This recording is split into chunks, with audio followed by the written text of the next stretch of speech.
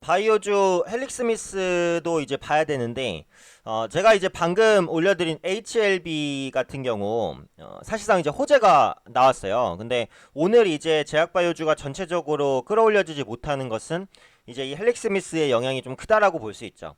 사실 이게 타이밍이라는 게 항상 좀 있습니다. 그러니까 오늘 HLB 관련된 임상 3상 이슈가 있고 특별히 이제 제약바이오주에 다른 악재가 없다라고 한다면 제약바이오주가 전체적으로 좀 견인될 수가 있었다고 생각을 해요. 근데 HLB에서는 긍정적인 이슈가 나왔지만 이 헬릭스미스에서는 추가적으로 더 부정적인 이슈가 나왔기 때문에 이런 부분들이 반영이 되면서 오늘 제약바이오주를 끌어내리고 있습니다. 하지만 제가 생각할 때는 그래요. 지금 제약바이오주는 앞서 HLB에서도 말씀을 드렸지만 어쨌든 내성을 상당히 많이 갖춘 구간이라는 생각은 크게 변함은 없어요. 그래서 지금 이제 급락하는 종목군들을 따라잡을 수는 없습니다. 헬릭스미스라든지 신라젠 같은 경우도 오늘 굉장히 많이 빠져요. 그래서 이런 종목을 갈 수는 없지만 그동안 모멘텀이 있었는데도 불구하고 기존의 제약바이오주의 신뢰 훼손이라든지 임상 실패 이런 부분들 때문에 시장 분위기로 밀린 종목군들은 저점 다지기를 계속 할 가능성이 높아요. 그래서 지금은 오히려 이제 제약바이오주를 기피하기보다는 옥석 가리기를 좀 신중하게 해야 되는 그런 시기다. 물론 이제 투자 경험이 많지 않다라고 하시면은 일단 제약주를 보지 않는 것도 뭐 방법은 됩니다. 하지만 시장에서 그래도 투자 기회를 찾고자 하시는 분들도 계실 거니까 제약바이오주의 그 옥석이 좀 가려지는 시기가 지금부터 좀 진행이 되지 않을까. 그러면 종목별 차별화도 나타날 것이다라고 보는 거죠. 그래서 앞서 이제 헬릭스미스가 이제 발목을 잡는다라는 표현을 좀 썼는데 관련 내용부터 한번 볼게요. 이전에 그 헬릭스미스가 이제 한가를 가면서 급락을 했습니다. 그래서 이때 나왔었던 게 그 당뇨병성 신경병증 치료제죠. 네, 이름이 참 깁니다. 그래서 이게 이제 그 임상 실패 관련된 결과가 나왔어요. 그러니까 사실 임상 실패라기보다는 이제 관리 부족인데 뭐 어쨌든 실패는 실패다라고 볼 수 있는데 이 당뇨병성 신경병증 치료제 말고 또 다른 신형물질 후보 물질 하나가 있었는데 그게 이제 만성 족부궤양 치료제였습니다.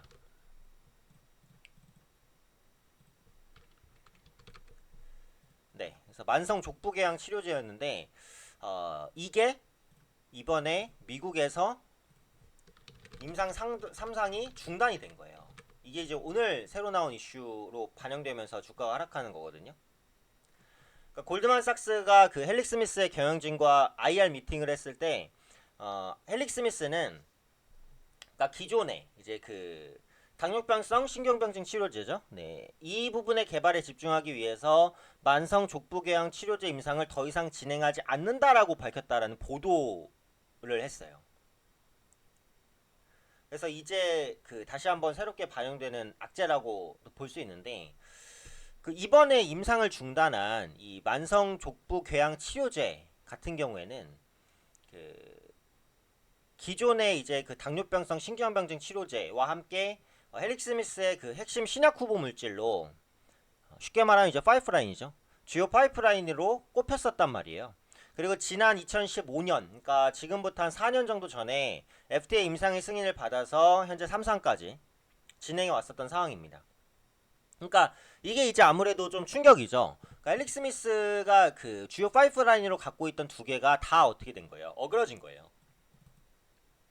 첫 번째 당뇨병성 신경병증 치료제 같은 경우 사실상 이제 거의 뭐 실패 아닌 실패가 돼버렸고 만성 족부궤양 치료제 같은 경우 임상을 중단한다고 한 거잖아요. 중단한다고 했으면 이 두 가지 모멘텀이 사실상 이제 소멸이 됐다라고 봐야 되는 거니까요.